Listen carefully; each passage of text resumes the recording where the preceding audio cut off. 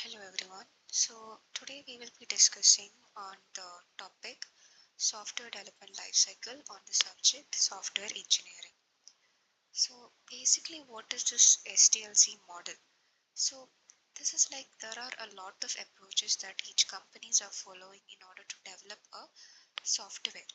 So there are mainly different types of SDLC models are there. So it's like we can say an approach, a step-by-step approach which is in order to develop something we need to follow the steps in order to get that intended requirement.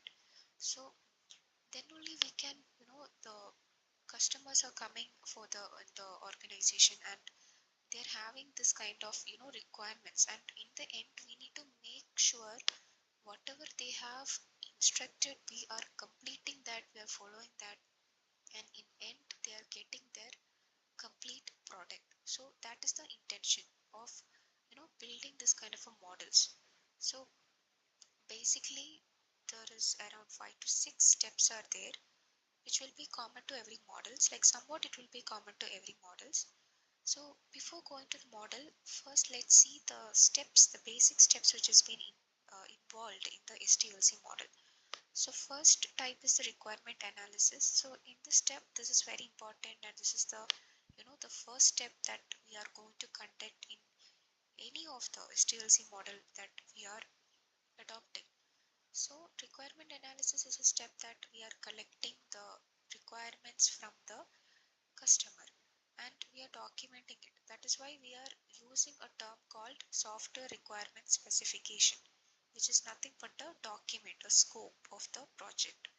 Then comes the system design, which is nothing but whenever, like at the time when we are complete, or when we get an approval from the requirement, they can start with working with the system design.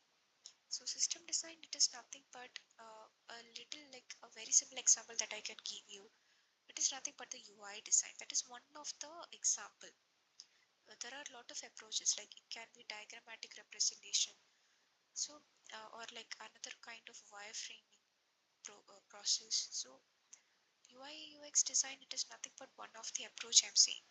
So why we are undergoing this step? Because it will give a user or a customer an idea, like after developing or before developing what will be my website looks like. So it's better if we guys are doing or going through this approach called system design. Then comes the implementation, which comes that coding part. So where we are going to, so after getting the approval from the design phase, we can do for the coding, because we are getting an assurance from the customer, like we are okay with the design, you can do for the coding.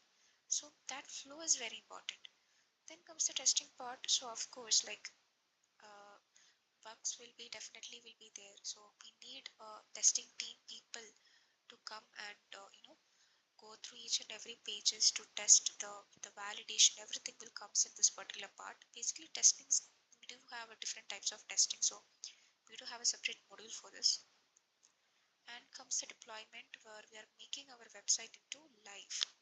So after we are getting the approval, everything, like after the design phase, coding phase, and the testing phase, the very next, the last and final step is that it is nothing but deployment. So deployment is nothing but we are making the website public, which means we are making that website open to the external user. Then comes the maintenance. So maintenance can be different types. It, like after deployment also, if they wanted to add some specific features or like some version updations or something, we will be doing in this particular process.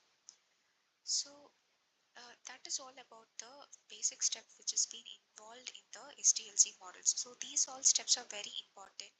So before going to the SDLC models, you should be knowing what is the basic steps which is involved in the SDLC. Now we can just start with the software process model.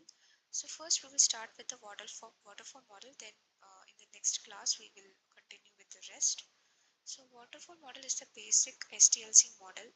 This is the first type of a model that an organization has built in, and of course there are advantages and disadvantages was there. So since it is a basic model, of course a lot of limitations were there. So that's why these, in order to overcome the limitations of waterfall, these prototype, spiral, agile, incremental came into being. So waterfall model is like, we can say it's like a step-by-step process. Like whenever I mention the term called sequential, it's like a straightforward. Like for example, if I'm in the these were the steps, these are things we have discussed just now. So suppose if I'm in system design means, without doing the system design or in between, I can't go to the implementation. So that is one of the a restriction that we are facing in the waterfall model, which means it is a step-by-step procedure, and without completing the procedure or without completing the particular steps, I cannot move forward to the next phase. So that is one of the restriction that we need to follow in the waterfall model. So these are the phases which has been involved in the waterfall model that we have already discussed just now, the same points only, and this is the figure. So from this figure itself, it is very evident, it's like a step-by-step procedure, and these are all the explanations that I have explained just now, and these are the advantages. So this particular method is only adaptable for smaller projects, and if it is smaller means we can finish it off the documentation process very easily, and sometimes since it works only for the small project, like there won't be changes in the requirements, it will be fixed only. But disadvantage is like it won't be adaptable. This method is not at all adaptable to make the changes in between. As I told, if we are in one process, we can't jump into the next process until it gets finished. Then this particular you know model is not at all suitable for complex progress, because sometimes if the customer is having different kinds of opinion, definitely it will become a problem to adapting, and anyway the scope will get changed again, we need to write the scope, so it's like a very difficult process. So this is all about waterfall model. So the thing is, the process are same only, but the way that they are executing the process is very different. So this is a very basic model, and the way that those people are executing, it's like one after the another. And one another disadvantage was about the testing phase. This particular model will face a lot of problem when it comes to testing phase, because in development, normally in every company's we call it as an agile, we'll come back to that point later.